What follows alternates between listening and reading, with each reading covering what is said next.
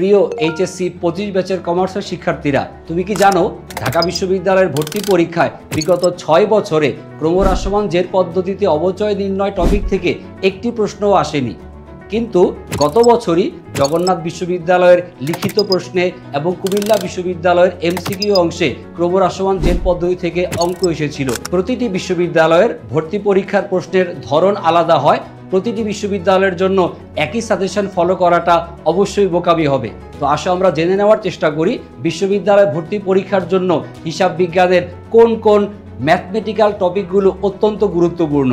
সবার প্রথমেই যে টপিকটার নাম হবে সেটা হচ্ছে অবচয়। অবচয়ের ক্রমহ্রাসমান থেকে বিগত 6 বছরে ঢাকা বিশ্ববিদ্যালয়ের প্রশ্ন না আসলেও গত বছরই প্রথমবারের মতো বর্ষ সংখ্যা সমষ্টি পদ্ধতি থেকে প্রশ্ন এসেছিল। উৎপাদন একক পদ্ধতি থেকে ঢাকা বিশ্ববিদ্যালয়ের প্রশ্ন এসেছে মাত্র একটি, আর অবচয়ের সরলরৈখিক পদ্ধতি থেকে সবচাইতে বেশি প্রশ্ন আসে লাভ ক্ষতি নির্ণয় সংক্রান্ত অঙ্ক থেকে।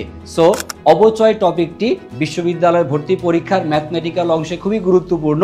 অবচয়ের পাশাপাশি বিকৃত পণ্যের ব্যয় নির্ধারণ, অনুপাত বিশ্লেষণ, উৎপাদন ব্যয়, একতরফা দাখিলা পদ্ধতি এবং অংশীদারি ব্যবসায়ের হিসাব নিকাশ, এই টপিকগুলো অবশ্যই গুরুত্ব সহকারে তোমাকে ম্যাথমেটিক্যাল অংশের জন্য পড়তেই হবে।